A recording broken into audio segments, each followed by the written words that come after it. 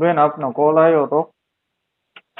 હા એટલે તમે ભટ્ટનગરથી બોલો ભાઈ? હા, ભટ્ટનગરથી. હા એટલે તમે ઓનલાઈન કમ્પ્લેન કરેલી હતી એટલે અમે જોવા આવ્યા હતા. મેં કીધું શેની કમ્પ્લેન છે જોઈ, ફોટો બોટો પાડી જઈએ શું છે શું નહીં. જો સફાઈ બાબતની છે ભાઈ? સફાઈ છે, કાટમાળ છે. કાટમાળનું તો હમણાં કામ ચાલુ નથી કર્યું ઉપાડવાનું. સફાઈનું હોય તો ખાલી કહેજો ને તો સફાઈ એક કામ કરશો તમે ફોટામાં મારી વાત સાંભળો. મેં 2 વાર કમ્પ્લેન કરી છે એક જ વસ્તુની.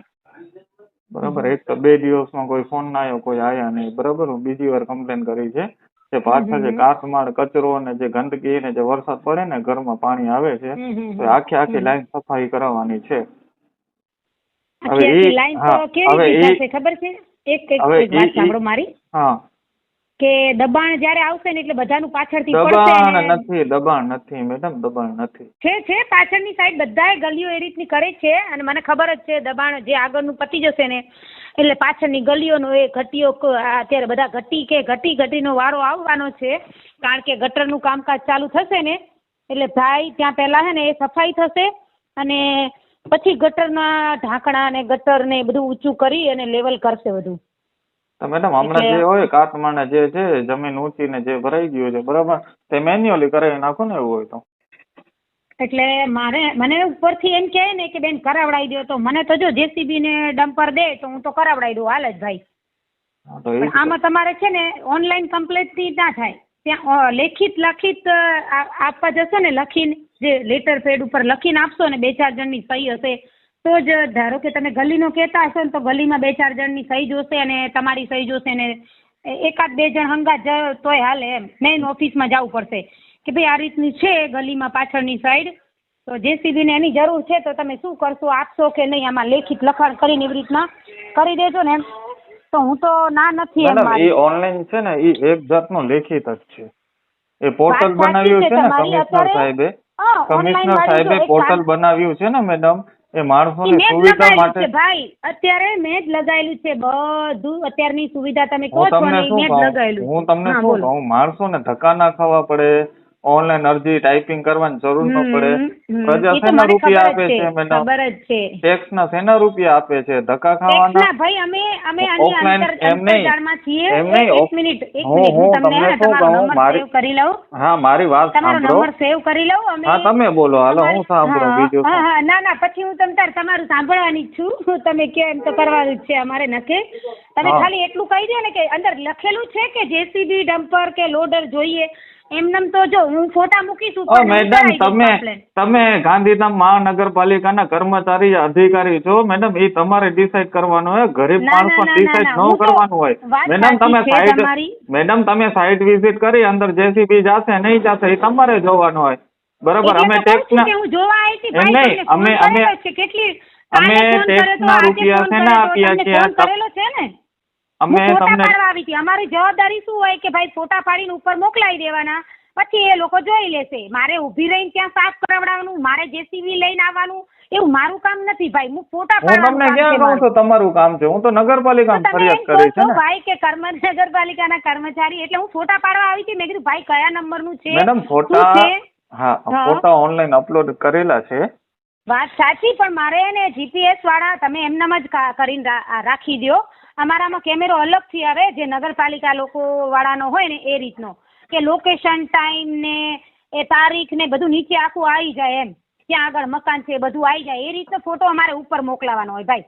ઉપર એટલે ઉપર એટલે ક્યાં ગુજરાત સરકારમાં કે ભારત સરકારમાં ક્યાં ઉપર? ના મારે કમિશનર ને બતાવવાનું હોય ને ભાઈ. તમે પાડે લીધો હોય, તમે પાડ્યો છે, હવે હું જોવા આવું ના આવું ઉપર સર ને કેવી રીતના ખબર પડે? મેડમ આમાં છે ને માય ગાંધીધામ એપમાં બરાબર એવું નથી કે આપણે ફોટો અપલોડ કરીએ. આમાં સિસ્ટમ છે કે ફોટો આપણે લાઈવ જ ફોટો ત્યાંથી જ પડાય. લોકેશન ઓન જ હોય. મેડમ મારી વાત સાંભળો. અમારી જોબમાં એવું છે કે જો પેલા તમે કમ્પ્લેન નાખો એટલે પેલા અમે તમને ફોન કરીએ કે ભાઈ શું પ્રોબ્લેમ છે, એટલે પછી તમે એમ કહો કે ભાઈ આ રીતનું છે તો હા ભલે હાલો હું જોઈ જાઉં છું. મારો એ રીતનું છે, હું જોવા આવું છું, હું ફોટા પાડું છું. તમારું નિરીક્ષણ કરવાનું કામ હે ને ખાલી? હા નિરીક્ષણ કરવાનું છે. તો નિરીક્ષણ કરીને મેડમ જે સાચી માહિતી છે જે શાખામાં આવતું હોય તમે એને પહોંચાડી દો, સાહેબને પહોંચાડી દો. હા, તો હું એમ કહેવા માંગુ છું ને કે હું ફોટા પાડવા આવી હતી તો હું સરને કહી શકું કે સર આ રીતનું છે તો જેસીબી ડમ્પર લોડરની જરૂર છે તો મને. હા મેડમ, બાકી તમે એમ કહો કે અહીંયા 4-5 જણા સહી કરી આપે કે લાઈનમાં સહી કરી આપે કે આ છે તો વધારે સારું એમ, કારણ કે ને પાછળની મેડમ મારી વાત સાંભળો. હું એક જાગૃત નાગરિક છું, કાયદો મને આવડે છે, બરાબર ને? આમાં જે પ્રજાના ટેક્સના રૂપિયા બધા ભરે છે એવું નથી કે નથી ભરતા. ભાઈ અમે ભરીએ પણ અમારા ત્યાં તો ગટર સાફ કરવા વાળા નથી આવતા. બેન હું તમારાથી મારી વાત સાંભળો, હું તમારાથી રૂબરૂ મળ્યો નથી, રૂબરૂ મળીશ, બરાબર? તમારો મળી લઈએ. હા તમારો કરો ને, તમને કેટલા વાગે ટાઈમ હશે આજે? હેલો. હા આજે કેટલા વાગે ટાઈમ? એટલે એમાં શું હોય કે બેન તમારા મળ્યા વગર હું તમને ના ઓળખી શકું, તમે મને ના ઓળખી શકો. એમાં મેડમ મારી વાત સાંભળો, એમાં શું હોય કે ખોટું સમજી લો, તમારા વિશે ખરાબ લાગે એવું મને નથી મતલબ, એમ કે તમારું પણ ખરાબ લાગે. મારે તો તમારા લોકોનું કામ જ કરવાનું છે, હું ત્યાં આગળ છું એટલે મારો એરિયા કહેવાય. હા બેન, આમાં એવું છે કે તમે સમજી લો જે વાત કરીને નિયમ અનુસાર વાત નથી કરી, હમણાં જે તમે ફોનમાં વાત કરી સમજ્યા? તમે ભલે મને જે રીતે અરજદાર તરીકે ઓળખતા હો કે જાગૃત નાગરિક તરીકે કાંઈ પણ XYZ, પણ બેન તમારી જે રીત હતી ને બધી આખી અલગ અલગ છે. વાત સાચી છે પણ હું આ રીતના છે, કારણ કે શું છે એટલે જ હું કહું છું કે મેડમ તમને હું તમારું કામ શું છે. એક વાત તમને કહું છું સરળ રીતે કે જે આ સેક્ટર મારો એરિયા પણ સેક્ટર 1, 2, 3, 4 ને 8 એ રીતનું છે. તો આ લોકો શું છે લેટર પેડ થી લખી અને શું કરે 4-5 જણની સહી લઈ આગળ પાછળ વાળાની લેતા હોય કે પોતે કરી દેતા હોય. એ લોકો સાઈન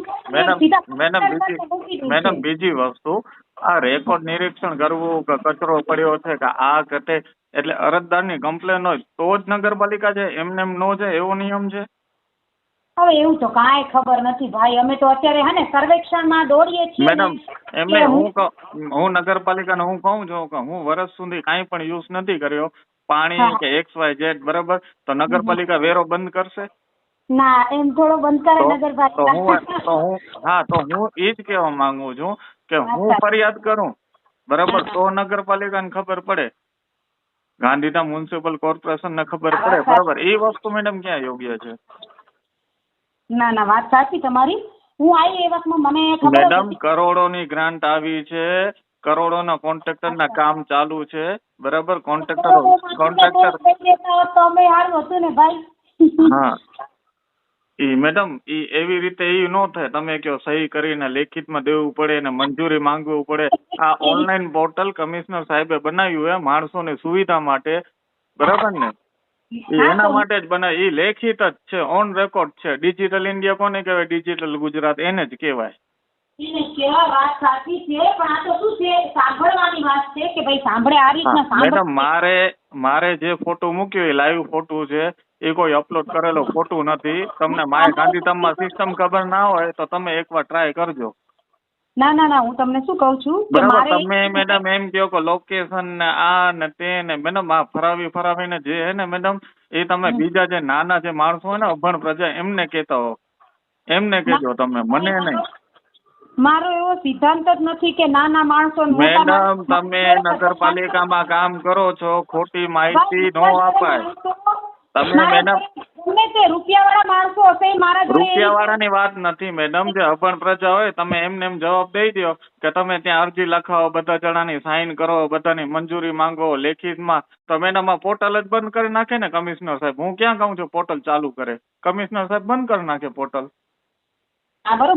હા ને બીજી વસ્તુ, જે ગાંધીધામ જે મહાનગર વિસ્તાર છે એની જેટલી પણ સમસ્યા છે, આ જેટલા પણ નીચેના કર્મચારીઓ છે એ કમિશનર સાહેબ પાસે માહિતી પહોંચાડતા નથી સાચી, એટલે જ ગાંધીધામનો વિકાસ નથી થતો. અગર સાચી માહિતી પહોંચાડે ને તો એક વિકાસ થઈ જાય, ભ્રષ્ટાચાર ન થાય. હા એ તો ભ્રષ્ટાચાર.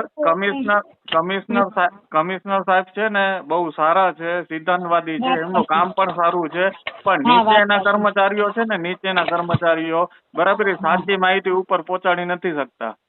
હા વાત સાચી તમારી ભાઈ. બરાબર ને? હું રાખું છું બેન ફોન. મારે સોલ્યુશન ખપે એ જે મેં અરજી ને બધું લખાવ્યું હતું ને. દેજો એટલે હું ખાલી મારું કામ ભાઈ ફોટો પાડીને ઉપર મોકલાવાનું છે કરવું ના કરવું તે લોકોની હા તો કાંઈ જવાબદારી. વાંધો નહીં બેન, તમે ફોટો ને મોકલાવી દો. બાકી બીજી હા, સલાહ મને તમે મને ક્યારે મળશો અને કઈ બાજુનો ફોટો પાડેલો છે એ મારે જોવું પડશે કારણ કે બધી ગલી મેડમ એ બધું લખેલું મેડમ એ બધું લખેલું જ છે. એમાં બધું લખેલું જ છે, લોકેશન ને બધું લખેલું જ છે. પણ ભાઈ હવે ફરી ફરીને પાછા આયા શું કરીએ કયો?